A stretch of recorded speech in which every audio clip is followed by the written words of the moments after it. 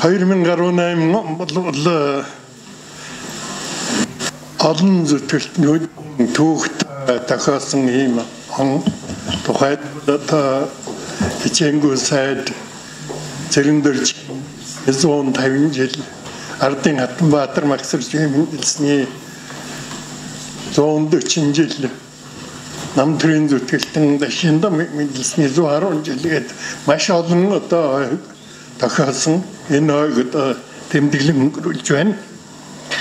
Ер нь өнөөдөр бид 20-р зуунд сайд нарын зөвлөл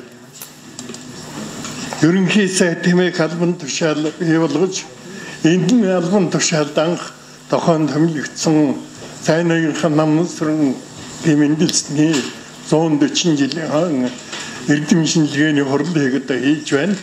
Энэ хурлд бол маш олон илтгэл тавигдана гэж би дээр хэлсэн.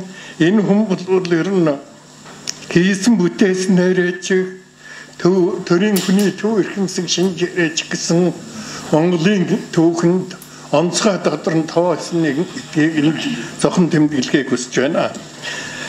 Намын сүрэн 1878 онд Алтан өргийн сурвалжт ноён сайн ноён төгс очрын 2 дахь хүн бол мэндэлсэн. За энэ намын сүрэн бол багын цаваа цалигун эрдэм төвлөрд гэдгээр гайхаж эхэлсэн. Ийм учраас багаас нь одоо Манжин хаанд бол төгс очрын ноён бол өөрийгөө залгамжлах хүмүүн гэдгийг одоо уламжилсан. Энэ үндсэн дээр бол тусгай одоо багш өөрөөр хэлбэл тэр үеийн элит гэрийн сургуулиар одоо ном заалгасан хүн. Энэ явцад бол одоо хятад манж хэл гадарлах болсон. Монгол бичгт нэвтэрч түүх шаштар судлан төрийн бодлогын эдрийн нухчаагч гэсэн ямар нэгэн хэмжээнд гадарлах болсон байна. За түүний багш чимэд дөрж доноо хэмээх одоо Монгол ухаантай хар ухаантай хашир төшмөл бол түүнийг тооцсон амьдрал Монгол ахыг мэдрүүлэн ухааруулахыг хойгүй юм. Үүний ачаар намын сүрэн эгэл дагаад хүмүүнлэг ардыг ачлах ухамсартай хүн болон төлөвсөн юм а. Тэр 18 наснда 1996 онд бол эцгийнхээ зэргийг залгамжилж зэрэг шарсан. Энэ 18 наснда тэр зэрэг шарсан талаар болоогүй удалгүй одоо сайн ноён аймгийн чуулган таргаар дэвсэн дөнгөж тэгтэл 20 шүрч байсан ийм үе. Тэгэхээр энэ хүн бол баг залуугаас төр засах, ардыг ачлах, эрдэмд одоо суралцсан ийм хүн гэдэг нь бол тодорхой байгаамаа.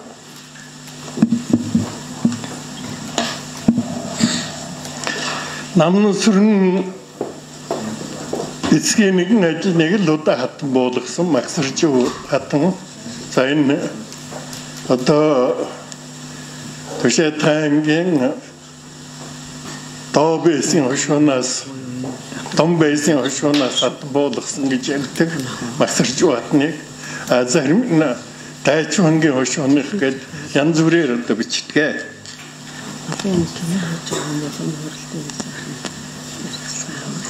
Тэгээ ер нь хэзээний одоо хүндлэг ийм хүн байсан гэдэг нь бол олон юмнаас бол харагддаг шүү дээ. Энд жишээ нь одоо хаягдсан хүүг одоо өсгөж хавьдын гэрлээд одоо сайн хүн болгож одоо хүмүүжүүлснээс ахуулаад тэгээд одоо тэр өөрийн одоо ямар нэгэн хэмжээр хорлох гэжсэн эцгийн дунд татны тэр явуулгад хандж байсан хандлага энэ тэр үнэнхээр нуруутай хүнлэг энэрэнгүй хүн гэдгийг харуулахаар байдаг.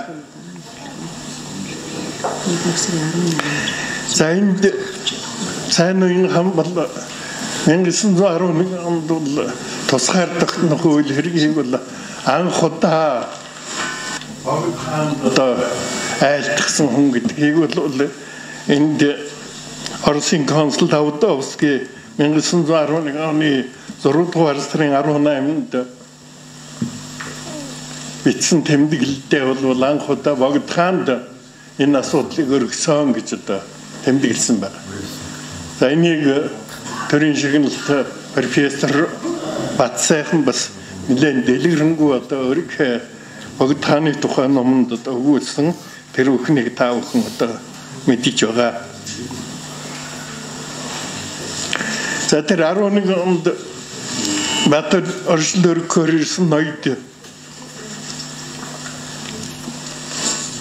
Оросын цагаан хаан дөргөх бичигт намнсрын гарын үсэг зурсан. Гэхдээ яг одоо үндэсний хувьсгал өрнжсэн эд үед засагтхан аймаг сайн ноён хаан ноёд бол нэлээд хаширлаж жаахан одоо тийм харцнах байдалд орсон байдал бол харагддаг.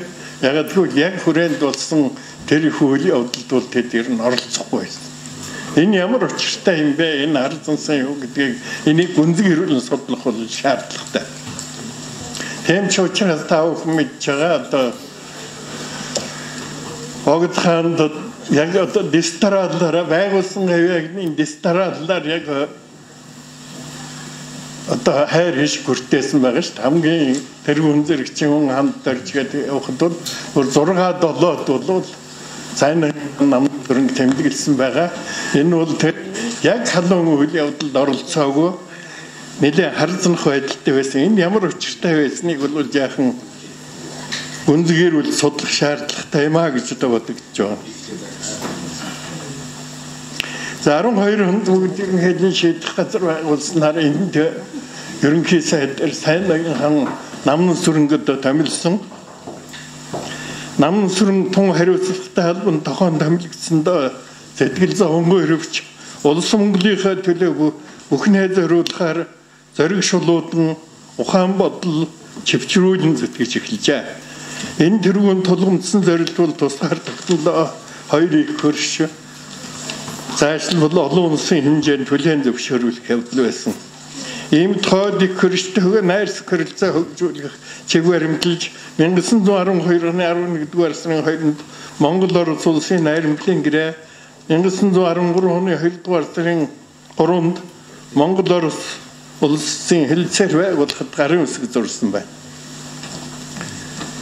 За 12-13 онд гадаад явдлын яамны сайд хамт орж тэргүүтэй төлөөлөгч хаан торс татсан боловч сансандаа хүртэр одоо нааштай хариу сонсоогүй. Ийм учраас 13 онд 10 дугаар сард ерөнхий сайд намн сүрэн тэргүүтэй төлөөлөгчд бол хаан торс улсад зочилсон. Төлөөлөгчдийн улс төрийн гол зорилт бол бараг өвөр Монгол хөхнөр хинзэр Монгол тургатны нэгдэгдсэн Монгол улс байгуулахыг хаан торсоор хүлээн зөвшөөрүүлэх дэмжүүлэх явдал байлаа. Гэвч энэ амаргүй хэрэг байсан. Аль хэдийн 13 онд Орос хотын тунхаг гарч манай багуураа улсыг хоёр улсад хавсаадж одоо үндсэндээ одоо зодсон гэж хэлж байна.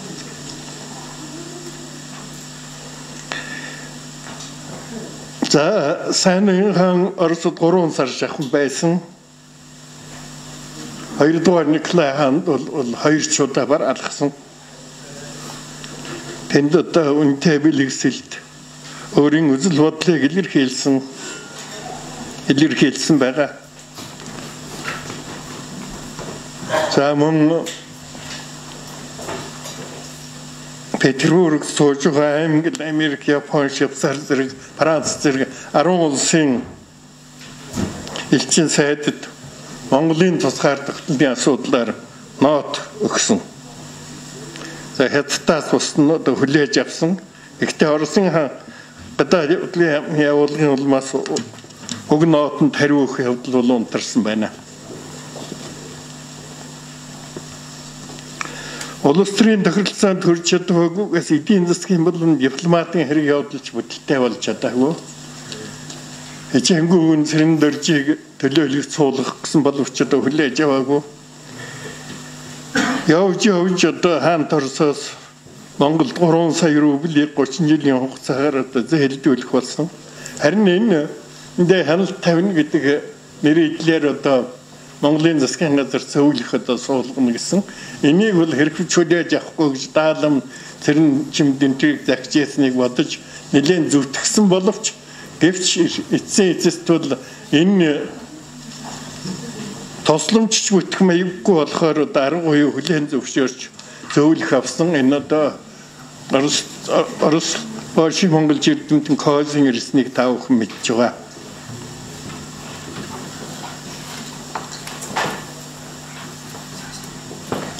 За Оросд байх хугацаанд улс орноо шинжлэх өөрчлөхөд үлгэр дуурайл болох бүхнийг сургахаар ажиллаж зөвдөх ухаандаа эргэцүүлэн одоо бодсон. Тэнд байхдаа нэлээд олон газраар одоо явж үзэж ирээдүйн Монгол улсад асуудлыг яаж одоо авч үзэх үү гэдгийг эргэцүүлж байсан. Буцаж ирэхүүгээр дайрахтаа одоо тэнд сурч ясан монгол сурагчтай уулзаж нэг хүмүүрийг 15 рублээр урамшуулан шагнасан байна.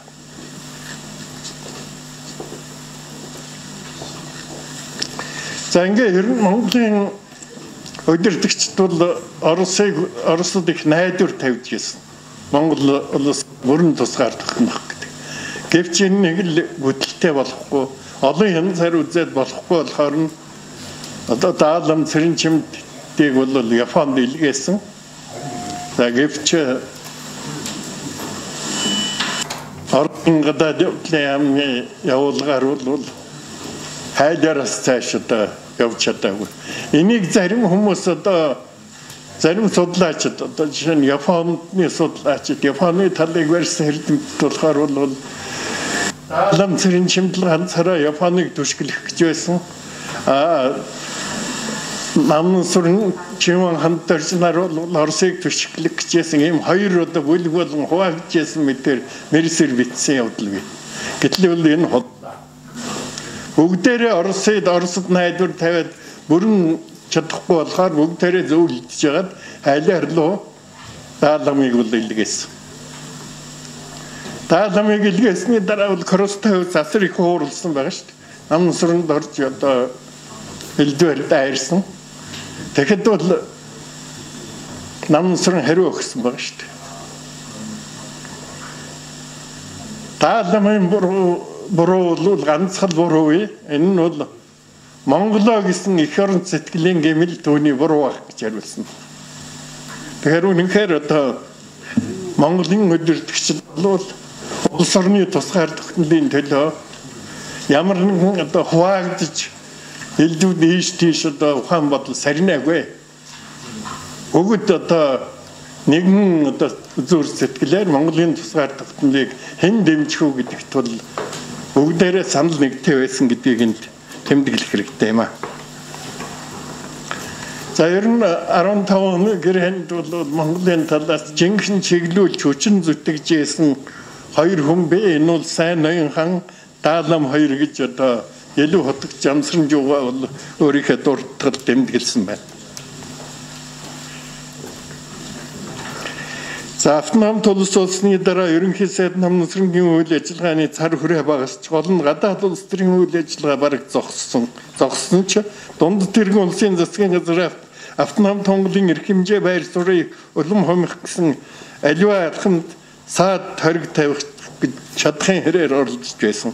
Тухайлбал хятадын ерөнхийлөгчөөс Богд хаанд алтан навч дөрвөн жил болгож Монголын автономтыг улам баталгаажуулах гэснийг янз бүрийн арга зам хийж 1916 оныг бараг дуустал хойшлуулж байсан. За сайн намын сүрэн тэргүүтээ засгийн газар улс орны амьдралыг татахтлаар чамгүй зүйл сэтж байсан. Олон улсын парламентаризмын жишгийг харгалзан эзэн хаан зөвлөх хэрэггүй улсын дээд доод хурлыг 14 онд байгуулсан. Төрийн ёс ёслыг үндэсний хэлбэртэй болж зэгцлэн төрийн засгийн байгууллагын бүх тамга тэмдэг төрийн сүлд тугийг тусгаар тогтнолын бэлэгдэл болгосон алтан соён бүхий зохион бий болгож төрийн дээд шагнал дэд гутгаар зэрэгэлтэй эрдэнийн очир ходан тус шинээр бий болгожээ. За мөн цааныхаа намын сэргийн даалгавраар Ямцрангийн сэвэн үндсэн хуулийн төслийг боловсруулж байсан. За зэрлэгээ тогтоосон Монгол улсын хууль зүйлийн бичгийг боловсруулсан зэргийг хэлж болох юм. За цэргийг бэлтгэн сурах гэрээ Оростой байгуулсан. Хаан Торсоос айлчлахтаа тусламж авсан. Америкийн тамхины бүсийн Оростой Таймс сонины сурвалжит Морисон бичсэн загталда Манжураас Зевский наймаачны Герман хүн ирж 10,000 монголчууд зарсан гэж мэдээлсэн байна. За 1915 оны 9-р сараас цэргийн амны тэргүүн сайдаар хавсран ажилласан. За энэ үед чухам юу хийж ясныг түрүүн ерөнхий сайдын зөвлөх тогоо уулын тэмдэглэсэн. Тэрнийг би одоо дахин давтаад явах. За ер нь түүний одоо сайн ноён хааны одоо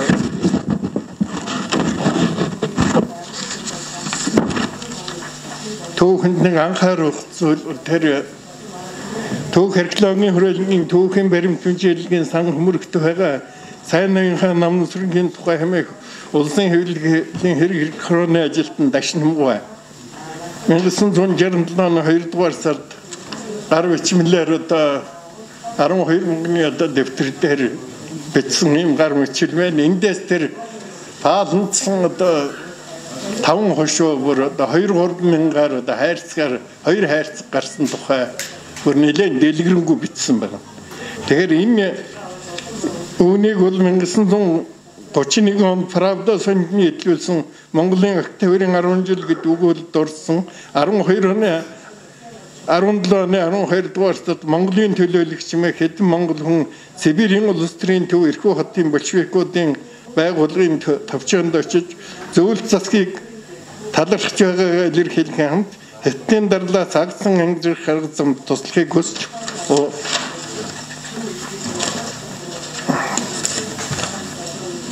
Улаан хадаг өргөн барьжээ гэсэн мэдээгтэй холбон үзэж таамаглал дэвшүүлсэн актемч өдөөгийн пэрдээ доктор Ламсран нарын санал өглөөрхтэй болов гэж боджээ.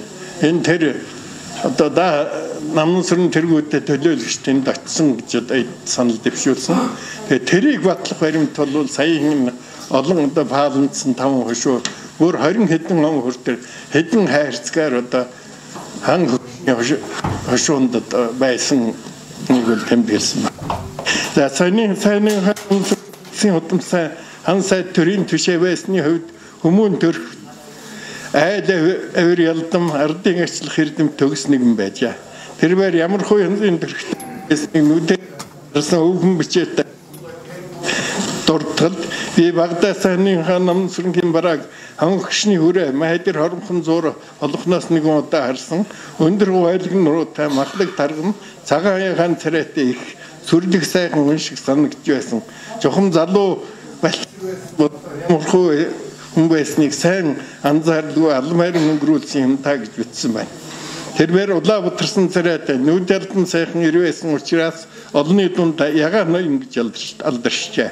Тэрчвэтэ Оростой айлчлах үеэр нүүр учирсан Оросын Адан хаан сайн ноён хааны хүмүүн тэр хайд авирт бишрэн танай Монголд нь сайхан хүн олон байдгүй хэмээн асуухад манай Монголд намайг сайхан хүн гэдэгвэ гэж хариулж байсан гэдэг. Сайн ноён хаан намын сүрэн өгөөдөө зэрэг эртний хаадын уламжлал ёсоор ард олонд сэтгэл харамгүй өгөл хайрлтыг зууртан байжээ. Намын сүрэн ноёнтон харуулгын жилийн намар 12 онд өөртөө зориулж Өлмий баттах мандал өргөсөн их хайр наадам дээр барааны агуул байшин хойгоор торог дурдан хунзар цай 50 жингийн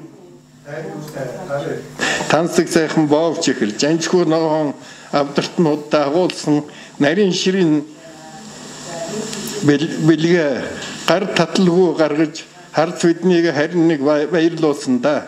Бээжин жанчгүйгээс Тэмэнжингээр жил халдлагслгүй авчирсан тэр их бараа нь барагдлаад дууссан хүн гэж ноёны сангийн аян жингийн даамал явсан Пэрэнлээ хэмээгч ярьдаг байжээ.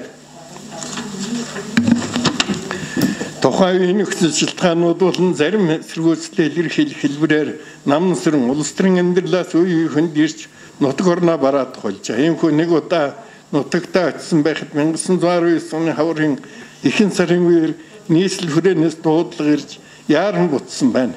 Сайх зүтгэлд нь төрж өссөн нутгийнхаа ариун хөрсөн дээр сүүлчийн удаа хэсгэж байгааг хэн төсөөлөхүлээ. Тэрээр нийслэл хүрээнд буцаж ирснийхаа даа богдын ордонд болсон хөлийн хавалтын үеэр ордоо арх уусны улмаас 90 тавирсан эдэр нас 41-ний сүүдэр зооглоод хороог орхижээ. Зөвхөрөгч баршгүй Монголын сар болсон Монголын хөвгүүдэд яахан иймхүү золгүй удаа дараа тохиов. Түүхийн нууц улс төрийн алга гэж хэлэхээс өөр аргагүй. Энд дашин зүгээр тэмдэглэхэд энэ 1912 оноос эхлээд Түшээд хаан дашним Бэнтман гончгсүрэн дараа нь одоо Түшээд хаан шагдрч Чимэн ханд дөрж ойлгомжтой байгаа. За тэгээд сайн амсрын гэдэг энэ олон хүн даалам бас ийм аягаар одоо натурсан энийг энд ямар нэгэн хэмжээгээр бол тэр богд хааныг бол урд нь орлоод байсан гэдгээс тэр бол бодлаа. Харин одоо их тагнаар ард зориулдаг тэр хүмүүс ардлд нь тэр их тагнын ар барьсан ардсанд бол ямар нэгэн хэмжээгээр удаан хурдан үйлчлдэг хор хийж өгчээсэн байдал бол ажиглагддаг. Тэгээ энэ хорн бол хэдий янз байсан түргэн тэгээд жаахан удаан бүр удаан үйлчлдэг ийм маягаар Монголын зөвхөнүүдийг орж ирсэн. Тэрнийг батлах баримт бол хайлаарийн сонин бичсэн байна шүү дээ. Монголын одоо нэг юуны өмнө богд хаан Чимэн ханд дөржинэрийг одоо хорлохтой хэлбэртэй одоо хэсэг одоо Монгол руу явуулаа гэсэн тийм мэдээ байна. Тэгэхээр энд Бурятийн нийгмийн ухааны темаас манай талигач эдшин нурын холж ирсэн нэг баримтан дотор бол хэн хорлсон бэ гэдэг дээр хэлсэн байгаа шүү дээ. Эрлийн зүуд ухаар мөчд одоо банднаар одоо энэ хорлох ажиллагаанд төвтэй оролцсон. Тэгэхээр энэ сайн нэгэн хааны одоо өхөлч гэсэн энэ хүрээнд болчихж байгаа. За эцэст нь бадчилгээ сайн нэгэн хаан намн сүрэн бол Чингис хааны удмын алтан үргийн сурвалжид хан сайд төрийн түшээ алхын дөрвөн ханы нэг төр зас гардыг гिचлэх эрдэмд боловсрсон номонд гийсэн төрийн гарамгай зүтгэлтэн Монгол улсын анхны ерөнхий сайд.